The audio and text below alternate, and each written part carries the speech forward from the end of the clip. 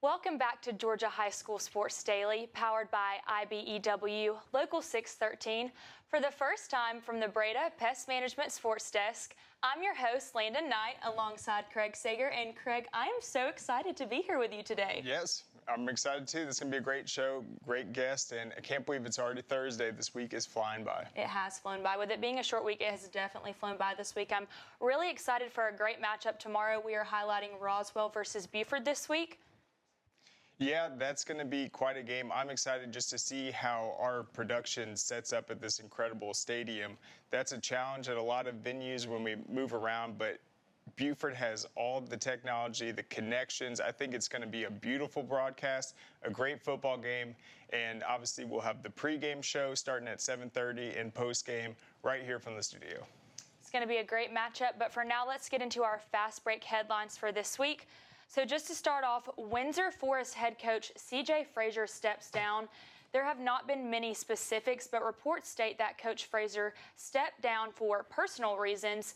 He informed the Savannah-Chatham County School System after school last Thursday that he will be stepping down from his coaching role but will continue to teach at the school.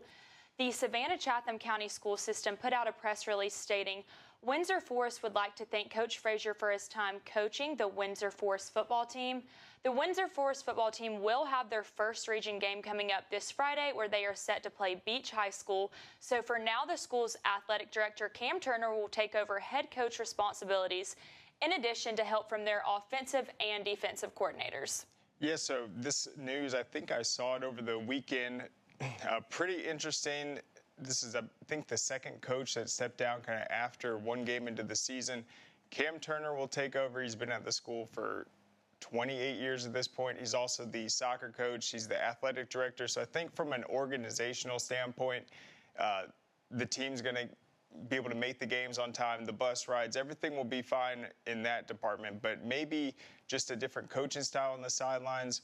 It'll be interesting to see. This is a very winnable game, but having this coaching change right before the region, this is something we'll be following tomorrow night, just seeing how the team responds to this adversity. And then based on the success that Turner has and the program has, that will definitely play into what direction they want to move after the season in terms of hiring a replacement. But it looks like they're just going to use the coordinators that are in place and then Cam Turner to guide them moving forward. And we'll see if Coach Frazier is able to get back into coaching after this semester. Okay, and moving on to headline 2. The Braves promote former Grovetown pitcher Hayden Harris to the MLB.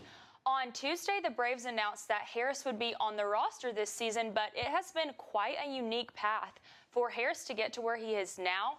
He was a pitcher at Georgia Southern University in Statesboro, went undrafted, but then he used LinkedIn to showcase his talents to scouts. He was number 29 overall Braves prospect in the minor league system. Harris dominated the minor league system this year, posting a 0.56 whip and 2.55 ERA. Across 39 appearances, 48 innings, he struck out 78 batters. Craig, what do you think about the creativity of Harris using LinkedIn to connect with scouts and network? It's very smart, and I think as a pitcher, that's probably where you have the best opportunity to do something like that.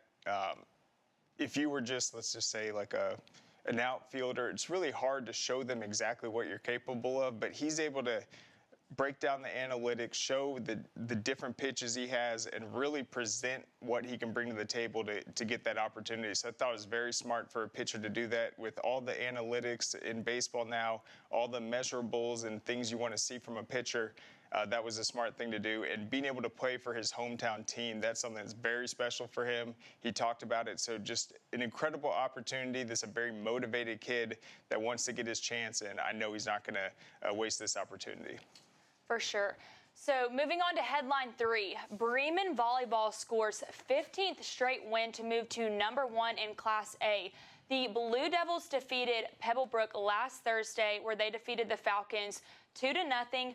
Bremen will play their first conference matchup today against Temple at 5 p.m. So after shutting out Pebblebrook 2-0 last week, how much momentum do you think Bremen carries into their first conference matchup today against Temple?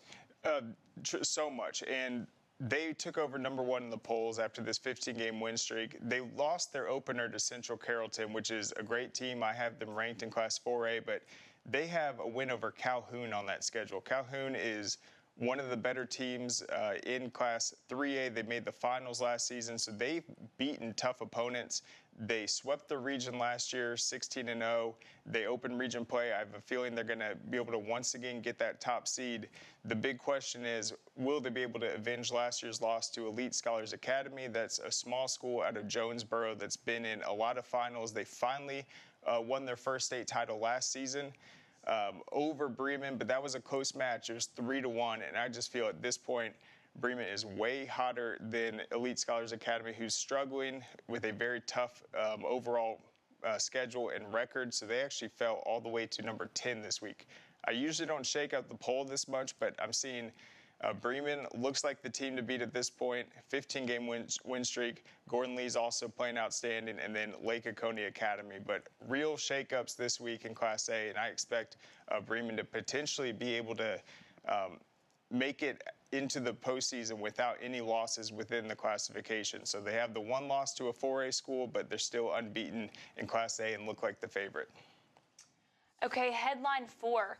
Hawkinsville is currently 3-0 and is having the best start to their season in a decade. Hawkinsville has won its first 3 games and is off to their best start. So since Coach Tim Suttles has joined the coaching staff at Hawkinsville, their win-loss record has improved every season since he took over.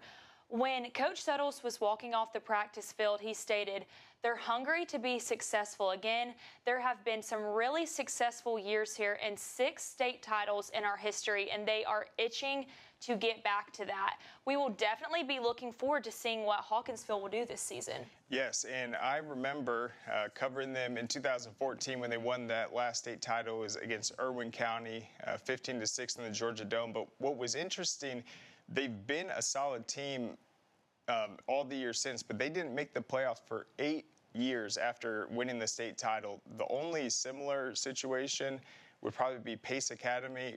They made they won a state title and then hadn't made it out of the first round in about a decade. So they've been close, but we're finally starting to see them get off to the hot start. The win over Sly County, that's a pretty solid win to start things off. Sly County is usually a top 10 team. So they're 3-0. They haven't been 3-0 in a long time, but they still aren't getting the respect to get into the top 10. But I feel like a couple more wins, if they open up things 5-0, the way that classification is shaking up with Division II, with Bowden taking losses early, Manchester still looking for its first win. I feel like Hawkinsville has an opportunity to be a top 10 team, and certainly this is something the program's been waiting for a long time. Okay, and getting into our last headline, lawmaker files Title IX complaint against Pope High School. State Representative John Carson of Northeast Cobb has filed a Title IX gender discrimination complaint against Pope High School's athletic department. The complaint was filed with the United States Department of Education's Office for Civil Rights Atlanta Division regarding alleged inequitable treatment of female multi-sport athletes. Yeah, so I think this was filed originally August 31st. You saw the date on that official document, September 2nd. So this just happened. And Pope is one of the best schools in the state when it comes to girls sports. They usually win their classification for the Directors Cup. They have so many incredibly talented players. What's new that's going on now is flag football, and that's going to overlap specifically with the sport of basketball. And we've seen some teams, well, this is something that's going to impact every school. We saw it last year with McEachern. They had a lot of girls on their basketball team that were playing flag, but they were the #1 flag team in the state. And those girls focused on flag, and then the basketball team struggled. And then once the girls came on late in the season, the team was better. So we've seen a conversation where a lot of athletes are not being multi-sport athletes anymore. They're focusing on one sport. And so to see kind of a push in this Title IX complaint saying we need to allow these girls to to be able to play multiple sports. I feel like that's something that, even if it's not a gender, I don't necessarily think that this is the best angle, because with the boys sports and girls sports, they're going to overlap differently at this part of the season. The boys don't have flag football, so that's not overlapping with basketball like it is with the girls. So I don't really think it's a gender thing, but something needs to be, I guess, talked about statewide about how can we grow flag football without overlapping with the other sports too much. This is something that a lot of the coaches are able to balance, but at Pope, just with the basketball schedule, maybe their coach has preferred to be able to have girls that are more focused specifically on basketball. But I feel like it's an interesting move, but I think it's always a good thing to see people pushing for athletes to be able to play more than one sport. Okay, we will be right back after the break with more Georgia High School Sports Daily, where we will be interviewing Michael Carson, who is coming in to talk a little bit about middle school and high school curriculum for athletes off the field. Nobody wants to hear the word roaches, because who wants to admit they have roaches? I actually found some weird roaches. I didn't know what they were. I decided to choose Breda. I reached out to them. They check in routinely. They're explaining what they're doing, so there's a lot of clarity in the process as well. I think that just speaks to the level of safety that I feel with the organization. The facts are, roaches are everywhere in our environment, so what are you doing to keep them out of your home? Breda, Breda, no need to be afraid of bugs.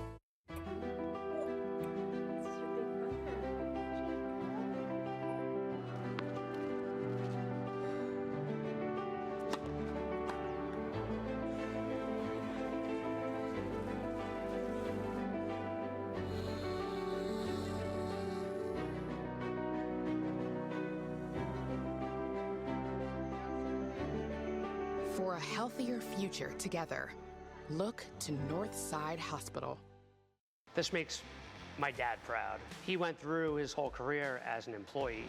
Now I'm the employer, something he didn't achieve. We are signatory to IBEW and do IBEW people wherever we go that we feel like they are faster and better than any of our competition. The advantages of being a signatory contractor is you're trained employees. You have unlimited manpower. It allows me to bid on jobs that I ordinarily would not go after.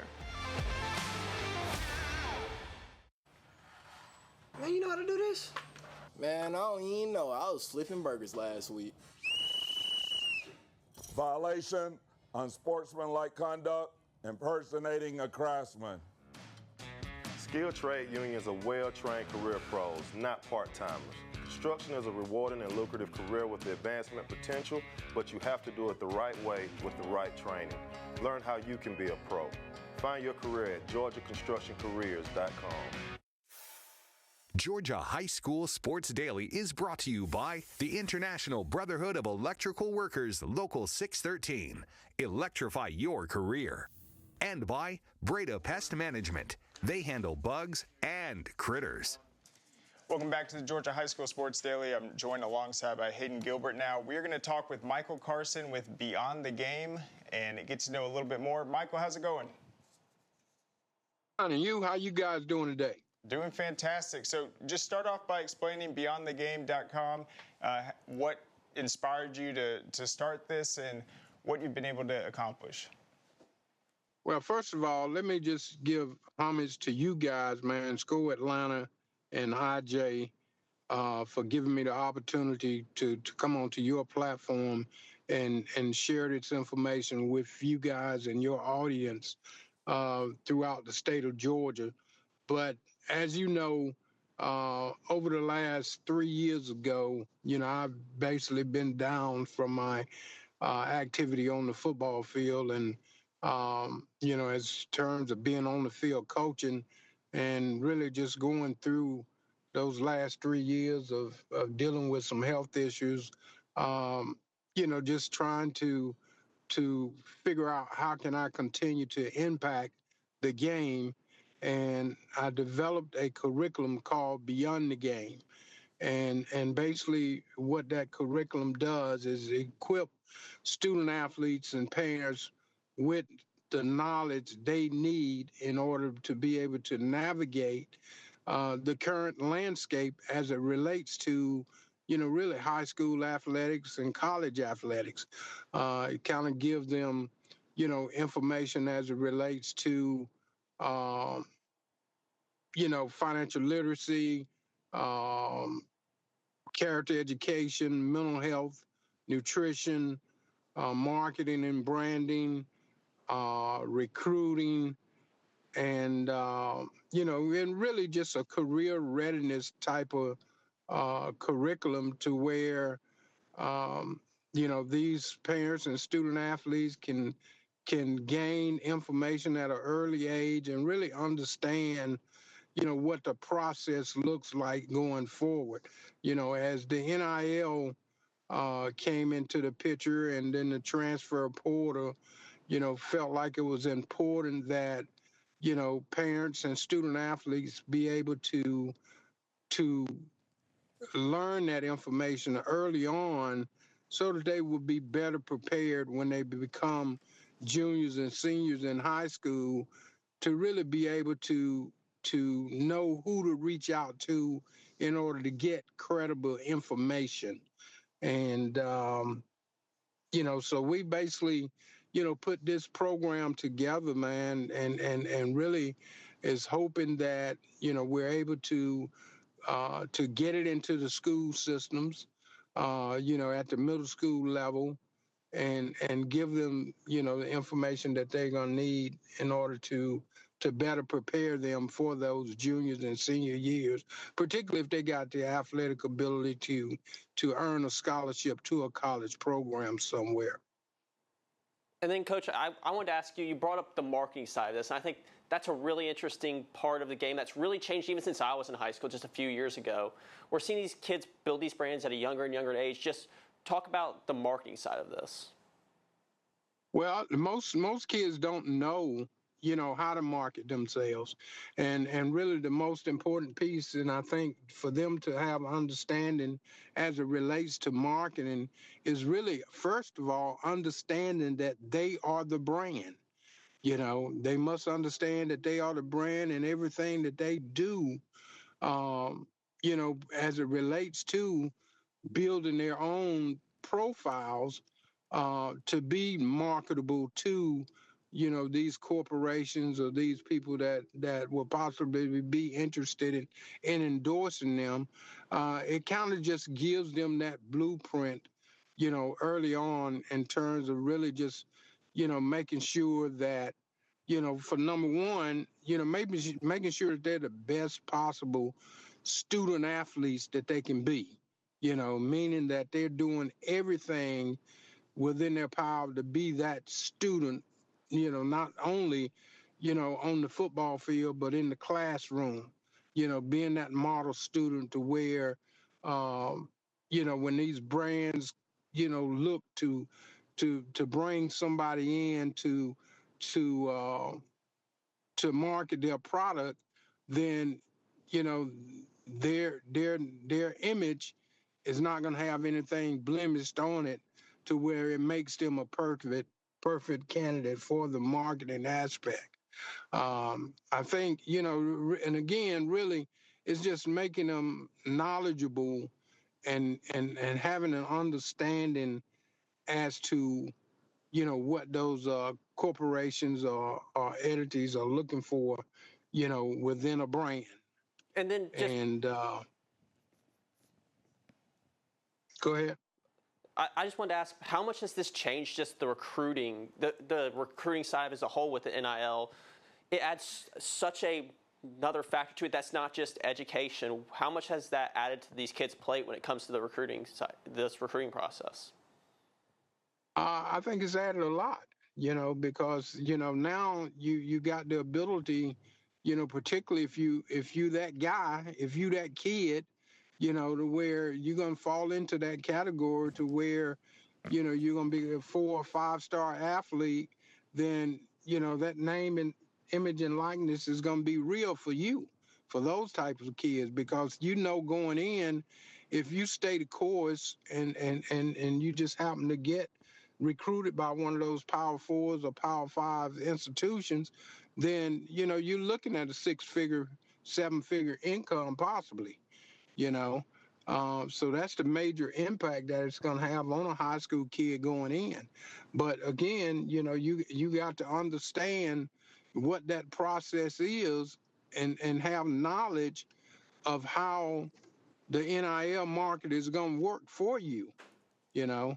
And again, you want to make sure that you are that perfect student athlete, because I mean the days are gone to where, those maybe one, two, even a three-star student athlete, they're going to be more scrutinized going forward nowadays, particularly at the high school level, because, coaches are wanting kids that can come in and really have an immediate impact.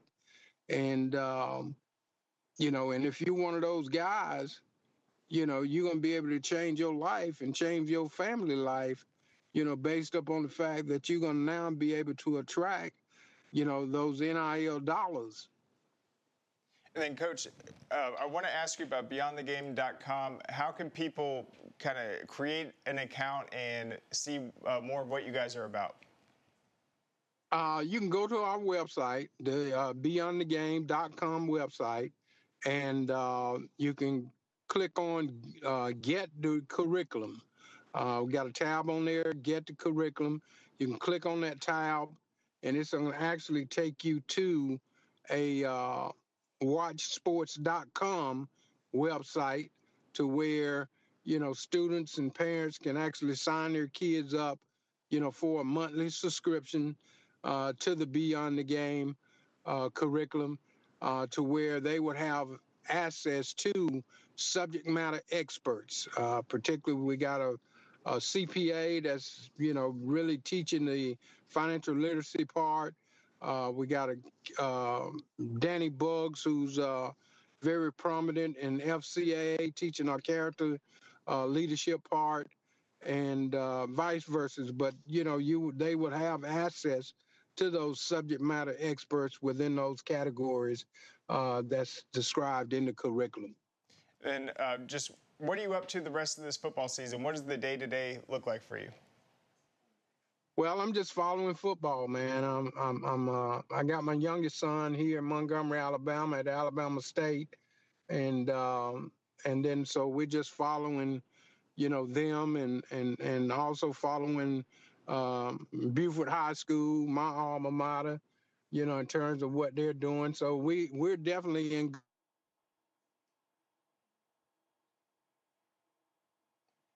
I think it froze up right there.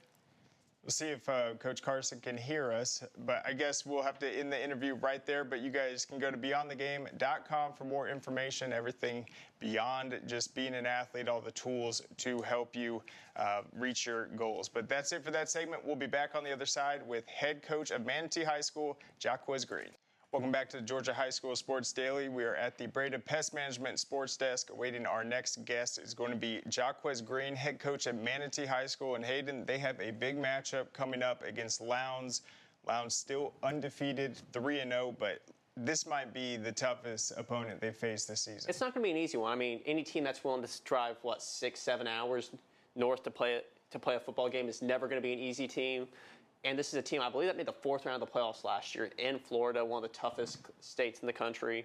It's going to be a really fun matchup. Absolutely, and I think we have them joining momentarily. But, Coach, how's it going? Welcome. It's going well, man. Appreciate you guys for having me on. Gotcha. I got my Manatee gear right here. Looking good. I wear this around. People think it's Milton, but no, it's the Hurricanes. Coach, you guys have a huge matchup coming up against Lowndes. I know you're familiar with this program. You played your high school at Peach County. You coached at Valdosta. What about this matchup excites you, just putting it on the schedule, being able to challenge yourselves against this Vikings team? I always want my guys to have the total high school experience. And I think one of those experiences is being able to play a team from South Georgia.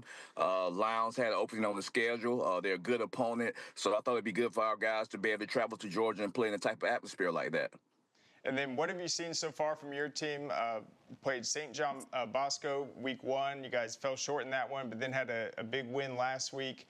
What have you just learned about your team so far? Well, against St. John Bosco, they're top 5 team in the country. We were overwhelmed, talent-wise, but the kids fought. They played hard.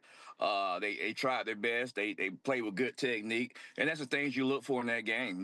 Do we get the right people on the field? Are the substitutions correct?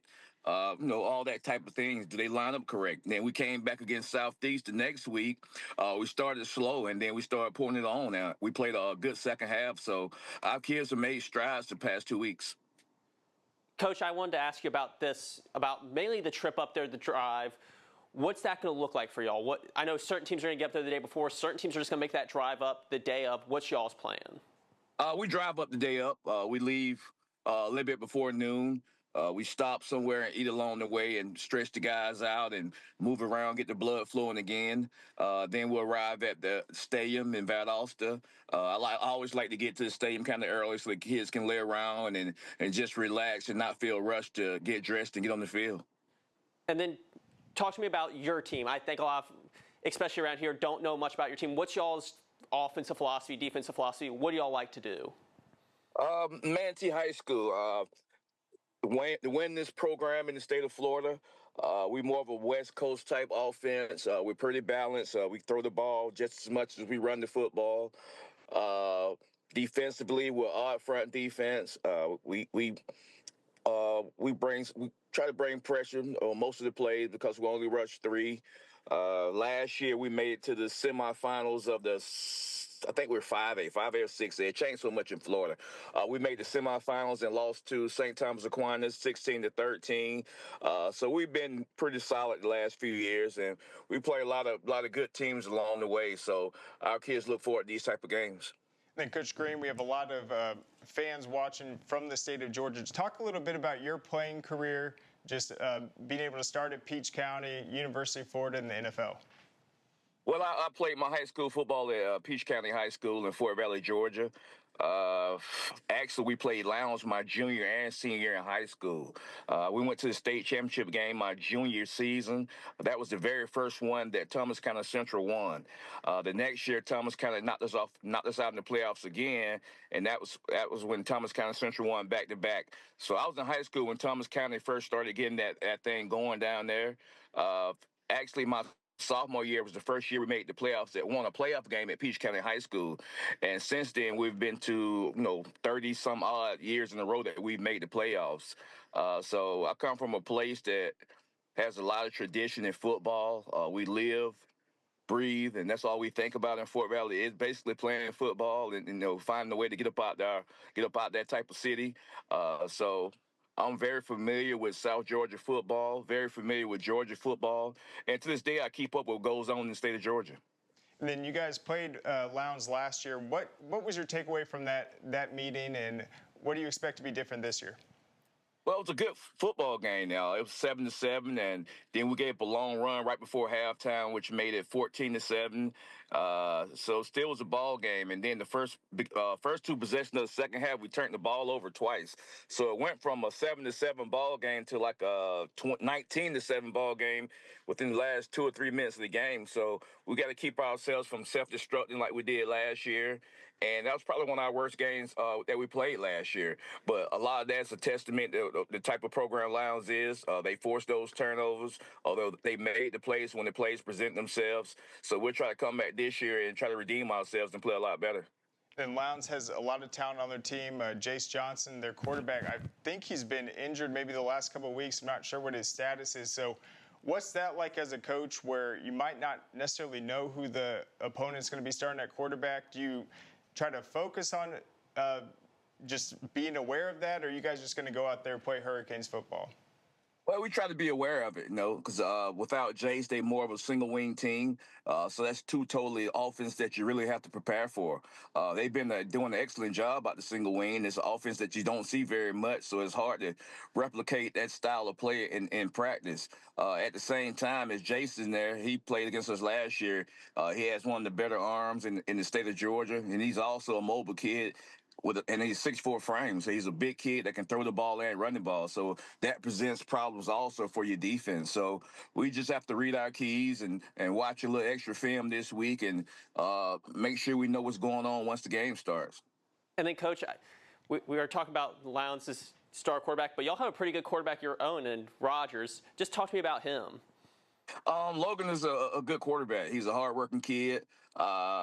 He's new to our system this year, so he's still trying to figure out ways we do things. But he showed a big improvement from game 1 to game 2. We also think that he will get better as the season go along. So we're expecting big things from Logan. Then, Coach Green, just talk to us about playing at the University of Florida and then your time in the NFL. What that has taught you. Playing at the University of Florida was a great time for me. We won a lot of games. I think I only lost 3 or 4 games in the 3 years that I played there. I left early after my junior season, so I didn't get a chance to play my senior season. I learned a lot of things about vertical passing game from playing with Coach Spurrier. Also, once I got into the NFL, I learned a lot of things about the West Coast offense from Coach John Gruden and also my days in Detroit Lions. So I run a lot of West Coast scheme type offense. I believe in running the football, contrary to what most people believe. They think because I played for Coach Spurrier, I would be throwing the football around the park everywhere. But I believe everything starts with a hard run game. And I also think that help keep your defense fresh and off the field some. And then what excites you just most about this year's team and the opportunity for the Hurricanes? What excites me most is that we're very young, but we're also talented. I think we'll get better as the year goes along. I think the best time to play us would be in the first couple of games of the season. We have a lot of talent in my 10th grade class, a lot of sophomores start, and a lot of juniors that start that are very talented. And we also had another 9th grade team that came in this year. So I think we'll have some talent for the next few years. And also I think next year our guys will be even more experienced with most of my team coming back next year. All right, well, Coach, that's all we have time for today. Thank you so much for joining us, Coach Green. Best of luck this week. It's great seeing you. I appreciate you guys for having me on. Go Canes. All right, so we'll be back on the other side. Don't go anywhere. Stick with us after the break.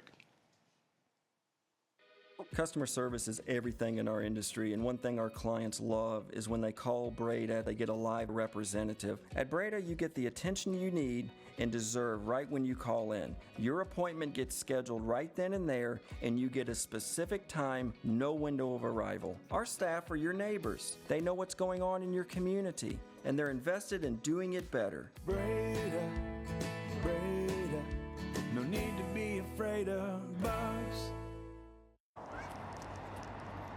Dang, where you get this car?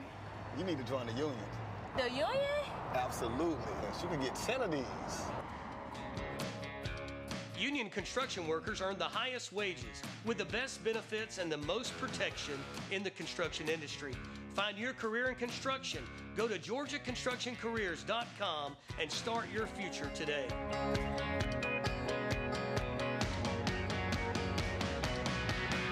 A journeyman with Local 85, when you turn out, you can be hitting 6 figures. Hey, I have your back, you have my back. We're gonna do this together. We're one for all for one.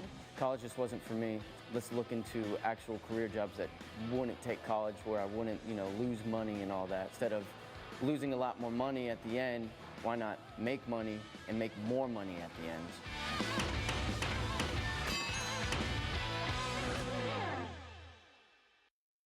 What happens after you graduate? Will you go to the next level? Will people have your back in the heat of battle? Will you still train like a champion in the pursuit of greatness?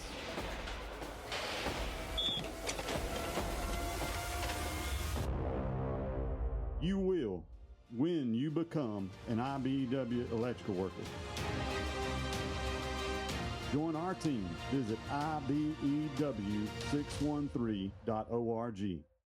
Customer service is everything in our industry, and one thing our clients love is when they call Breda, they get a live representative. At Breda, you get the attention you need and deserve right when you call in. Your appointment gets scheduled right then and there, and you get a specific time, no window of arrival. Our staff are your neighbors. They know what's going on in your community, and they're invested in doing it better. Breda, Breda, no need to be afraid of bugs.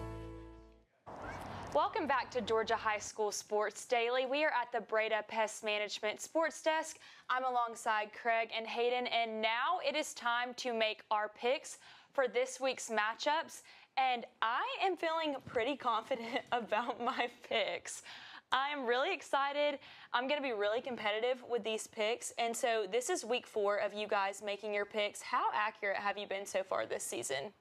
9-11 the first week. I think 6-2 or 5-3 the next one, and then last week was really bad for me, 3-5. So I've changed my philosophy. I'm going based on the rankings. I'm not trying to be fancy with it, and we'll see this week. But I'm feeling more confident than last week, and I don't have a sinus infection, so I'm going to blame it on that.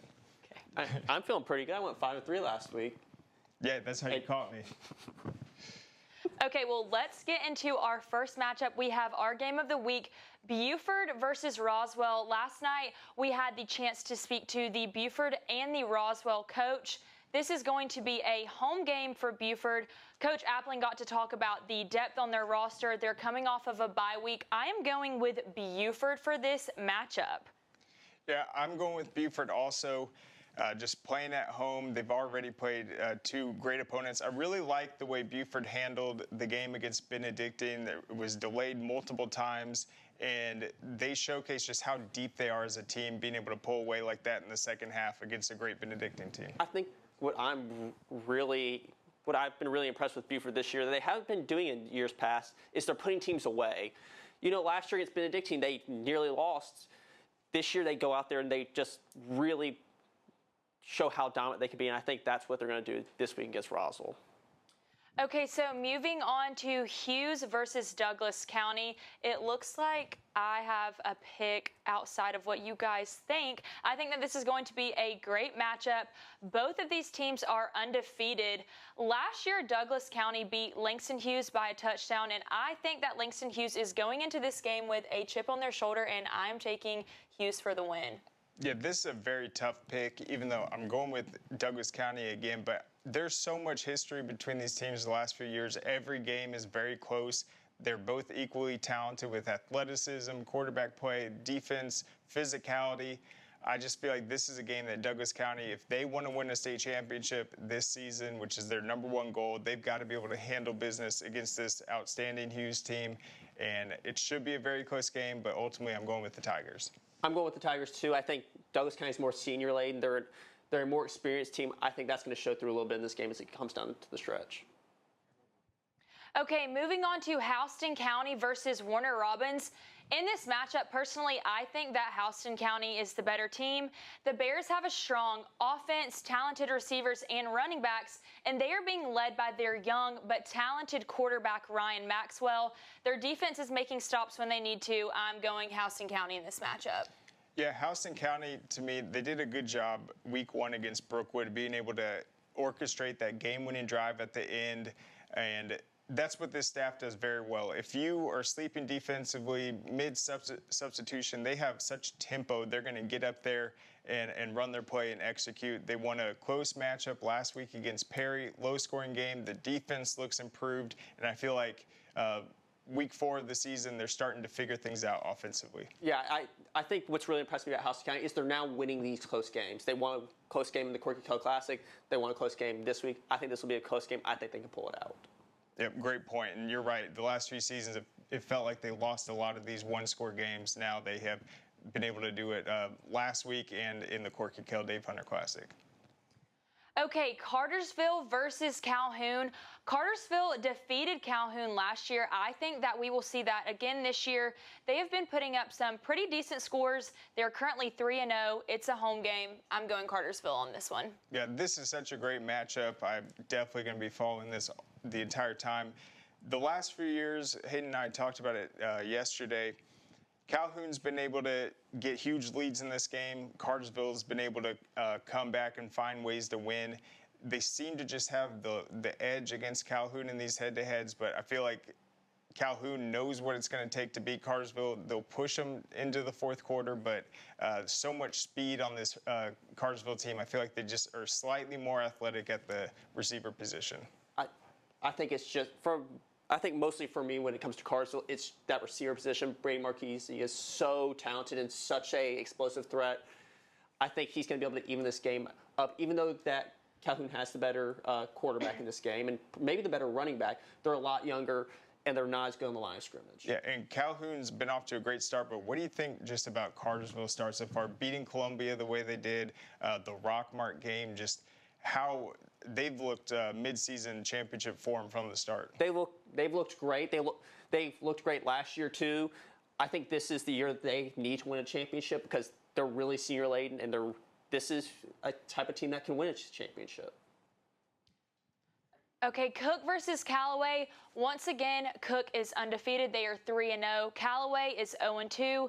Cook has home field advantage. Craig and Hayden, I'm going with Cook. Yeah, Cook was one of the reasons I had a bad pick 'em last week. They dominated their matchup against Brooks County. So this is a very good Cook team. They rose in the rankings as a result of that. But with Callaway, they're 0-2. They've played Prince Avenue week 1, Opelika week 2. Very competitive in each of these games. I think they finally figure out a way to close this one out. They're going to come in hungry to get that first win of the season. I'm going with Callaway.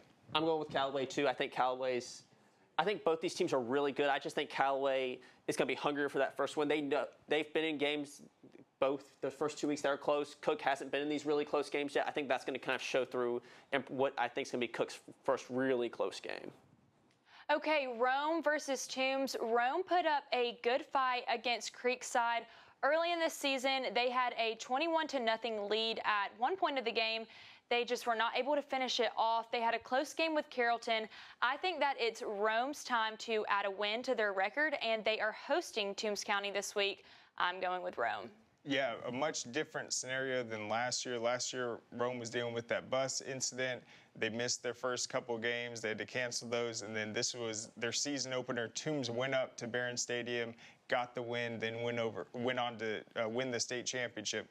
Both teams replaced a lot, but I feel like Rome has looked, if not just as good as last year, even better in some areas. And now they're going to go down to Toombs with an opportunity to avenge last year's loss. I think Rome is able to win big. I think Rome's able to win. The only question I have for Rome is, can they close out these games? They weren't able to close out versus Creekside. They weren't able to close out last week versus Carrollton.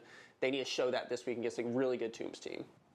Okay, Lincoln County versus Elbert County. Lincoln is going into this game with a lot of momentum. Last week, they shut out McCormick 56-0. It is a road game for Lincoln, and last year, when the two teams faced each other, there was only a 3-point spread, with Lincoln winning 31-28. I think it will be a close game, but I'm going to go with Lincoln. Yeah, I feel like with Elbert County, their team that I was really high on to start the season, they just have not shown to be that they've figured everything out yet. Where Lincoln County, they look outstanding. They look like a team that can win a state title this year. I'm not going to pick against them at this point. I'm going with Lincoln County. I'm not going to pick against Lincoln County. I am going to say it's going to be a tough road matchup. The Grant Bowl is one of the toughest places in the state to play. It's going to be interesting to see how Elbert County bounces back after, 2 or 3 straight losses? Yeah, we have a bunch of teams on here that are searching for those first wins, so it's hard to really count them out totally, but I just think Lincoln County, they're playing with so much confidence. If they can pick up where they left off last week, I like the Red Devils. Okay, our last pick, we have Westminster versus GAC. Both of these are prominent Atlanta teams. It's a good rivalry. I'm taking Westminster. Yeah, GAC just has not been performing up to my expectations this season or the season prior. I just feel like they haven't been able to build leads, really be aggressive offensively. And then Westminster, they've been able to beat Lovett already this season, come from behind against Pace Academy. I just feel like they're a solid team, and they should be able to handle business. I think when you look at this game, Westminster's playing really pesky defense. They're really tough to score on. I think that's going to be the difference in this game. Join us back here after the break with more Georgia High School Sports Daily. We will be highlighting our game for tomorrow night, Roswell versus Buford. That was our National Max Preps Game of the Week. Again, St. Francis Academy out of Maryland versus St. John Bosco out of California. But now let's get into our local game of the week. We have Roswell versus Buford. Personally, I think that this is going to be one of the best matchups this season. Buford is coming off of a bye week. Roswell is coming off of a win. They faced Walton last week, faced a lot of adversity in the game. But yesterday we had the chance to talk to the Buford head coach, Bryant Appling, and Roswell head coach, Jonathan Thompson. And Coach Appling told us that he thinks that this is going to be a great opponent for Buford to face early in the season. He feels like the Roswell program produces athletes who are ready to play, who are tough, and who are gritty. So after hearing from both coaches yesterday, how do you guys think that tomorrow night's going to play out? I think it's going to be interesting. It's one of those games where lots of different scenarios could happen. Buford could go out and win big. They're the more talented team by far. They have 15, 16 guys that are going to go play at the FBS level. On the other hand, Roswell's quarterback Trey Smith is one of the most underrated players in the state. If he was not 5'11", he'd be viewed as one of the better quarterbacks in the state. Instead, he's a Furman commit. But he's really good. He makes all the right decisions. Over his 2 years starting, I've yet to see him make a bad decision. If Buford lets them hang around, Roswell can win this game. Yeah, I completely agree with your assessment. Buford is going to be favored in this matchup, but to me, that's what makes it interesting. They're going to be playing at home. They're going up against a Roswell team that is very gritty. This another thing Coach Appling talked about them. They're hard-nosed, blue-collar football team. They aren't going to make a lot of mistakes, and you're going to have to execute extremely well. I think turnovers are going to be big in this game, third down percentages for both teams, and a pretty even matchup in that sense. But to me, I want to see Trey Smith's ability to run the football, improvise, find his playmakers, be able to spark that big play, and then what Hayden was talking about earlier with Buford, they've been able to be a great second-half team this season and really just pull away late, close out games very well, which is something that is a signature of a state championship team. So they're going to want to come out and get better as the game progresses. I think when I look at this game, what could go wrong if you're Buford is similar to what happened in the playoff game with Walton a few years ago, where we have a one-score lead, Walton's being pesky in this game, and we just can't seem to put it away. And then you get to the second half, and the more explosive team is the one that ends up coming out with the win. I think if Buford doesn't play a great game, especially defensively, it's going to be one of those games where Roswell can come and win by a touchdown or two, but in the end, because they are more of a passing offense than Buford is. Yeah, and then Wills Campbell and Nick Peel, they've been the two receivers that have really been excellent for Roswell so far. They helped Roswell come back, even though they had a lead most of the game against Walton, and get that game winner. So watch out for those receivers. I think in order to beat Buford, though, you have to be aggressive. Don't be afraid to go for it on fourth down, and really take advantage of your opportunities when you have the football. With this being a really big rival game, Buford is expecting a big crowd. At their first game, they had over 12,000 in attendance, and tomorrow night they are expecting big crowds as well. Coach Appling just talked to us a little bit about how important the community is at Buford. The community has grown significantly since he has been added to the coaching staff, and I think that this plays a huge role in part of just the whole atmosphere of playing in that stadium. It's just awesome for both teams. No, I think when you look at how much community grows, I'm from between Flowery Branch and Buford. When my parents moved there in 1998, there was one grocery store between both towns. Now there are 4 or 5 high schools. It has grown so much, and since then, Buford has grown into one of the premier teams, not just in the state, but in the country, and has won, 11 state titles? It's just one of those, it's become one of those communities where football is important, sports are important, and they're going to go out there and support their team. And it's going to be really interesting to see how many fans Roswell brings and how much that environment affects those Roswell kids. Yeah, and then all the fans in attendance, they're going to get to experience that atmosphere, that stadium. But I'm excited just from a television standpoint, from those that aren't able to make it out. I think it's just going to be a beautiful backdrop for this matchup. We'll be able to have all the angles, just great sound in it. It's going to feel like a college game. I think it's going to be one of our best broadcasts ever. And then I'm excited to see some of these names that we haven't found out yet from either team just being able to rise to the occasion and show their stuff. There's definitely going to be a lot of green tomorrow night in that stadium with Roswell and Buford, and we are looking forward to covering that game. Thank you for joining us today on Georgia High School Sports Daily, and we will see you back here tomorrow.